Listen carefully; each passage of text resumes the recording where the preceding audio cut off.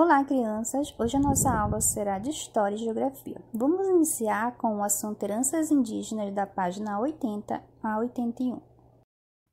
A vida dos indígenas está baseada na sua necessidade vital de interação com a natureza e o respeito que existe nessa relação. Ou seja, os indígenas têm muito respeito pela natureza porque é onde eles vivem, é da natureza que eles retiram o seu alimento, é da natureza que eles fazem as suas casas, que são as ocas. Durante muito tempo, houve a valorização da cultura do povo europeu em detrimento da cultura dos grupos minoritários, como os indígenas. Ou seja, o povo europeu era sim que era valorizado, a cultura deles, e o povo indígena era esquecido, sendo que a cultura indígena ela contribuiu muito para a formação do povo brasileiro, para a cultura brasileira. A cultura está baseada na coletividade e na sustentabilidade. Por que na coletividade? Porque é uma divisão de tarefas entre os membros das aldeias. Vamos conhecer.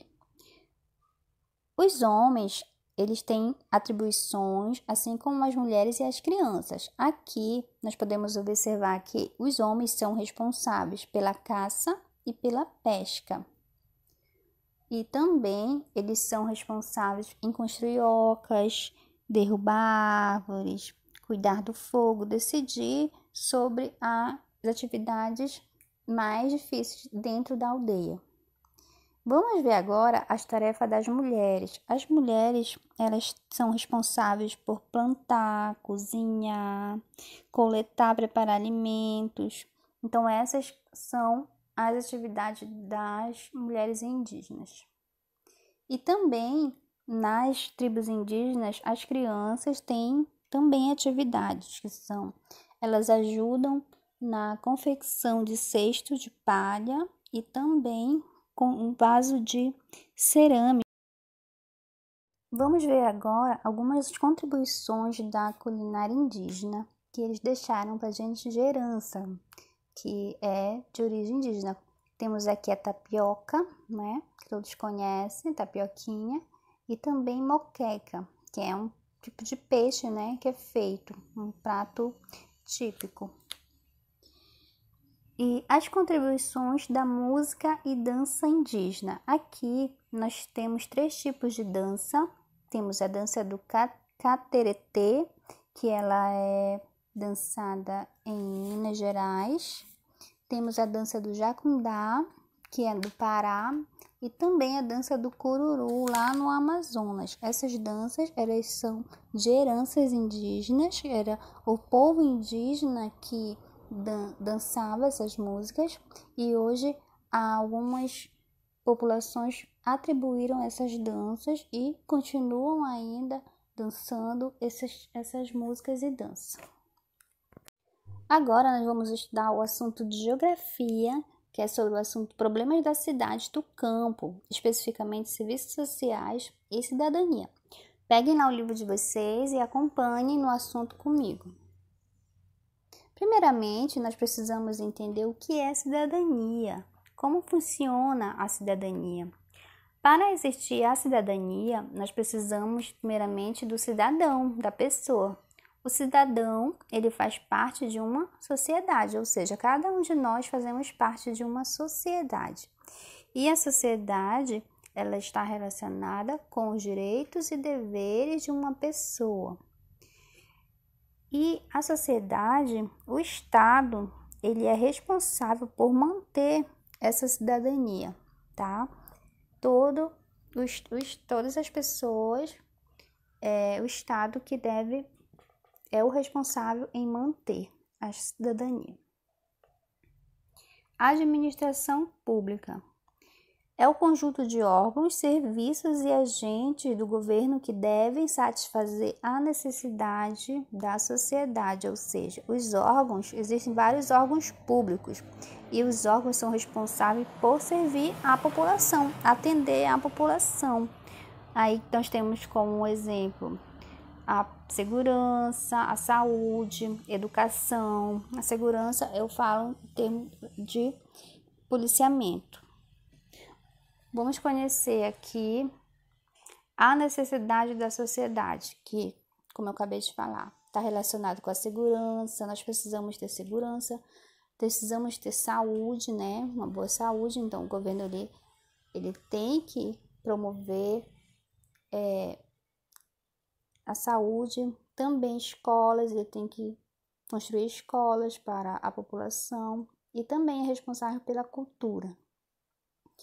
E o serviço público é o conjunto de atividades e serviços disponíveis para a população, executado pelos servidores públicos e mantido pelo governo. Ou seja, as atividades que as pessoas vão fazer dentro dos órgãos, dentro desses órgãos tem pessoas para trabalhar, para atender a população.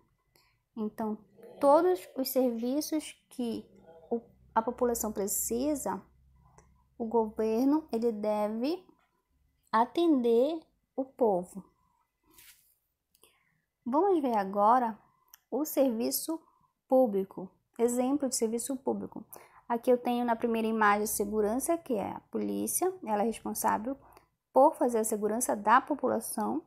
E também temos a coleta de lixo, que é o prefeito da cidade, que é responsável em mandar fazer sempre a coleta de lixo das ruas. Vamos conhecer agora o princípio de serviço público, os princípios. O que são os princípios? Para vocês entenderem melhor, todas as pessoas que trabalham em órgãos públicos, elas devem seguir esses princípios. Vamos ver de um por um. Primeiro, legalidade. A legalidade significa que tudo o que o funcionário público fizer, ele deve estar previsto em lei, ou seja, ele não pode fazer nada fora da lei.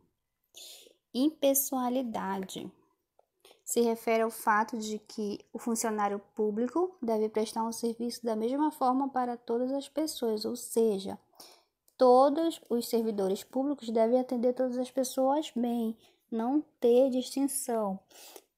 A questão do atendimento deve ser igual para todos, devem atender todas as pessoas bem. Moralidade quer dizer que o serviço que um funcionário público prestar deve ser ético, ou seja, ele tem que ter ética no trabalho dele, ele não pode agir de má fé, ele deve agir dentro da ética. Publicidade é a obrigatoriedade de divulgar os atos administrativos do governo, ou seja, é importante que a população tenha conhecimento do que o governo está fazendo. Tudo o que o governo faz, realiza, vai construir alguma obra, algum prédio, ele tem que estar publicando para que a população saiba o que está acontecendo. Eficiência. O Estado ele deve prestar serviços com a maior eficiência possível. A eficiência requer que o poder público se atualize com os meios tecnológicos. Ele deve atender o povo com eficiência, com serviço de qualidade, tá? Então, essa foi a nossa aula de hoje. Eu espero que vocês tenham entendido. Até a próxima aula e resolva as atividades da página 64 e 65. Beijo a todos. Até a próxima aula.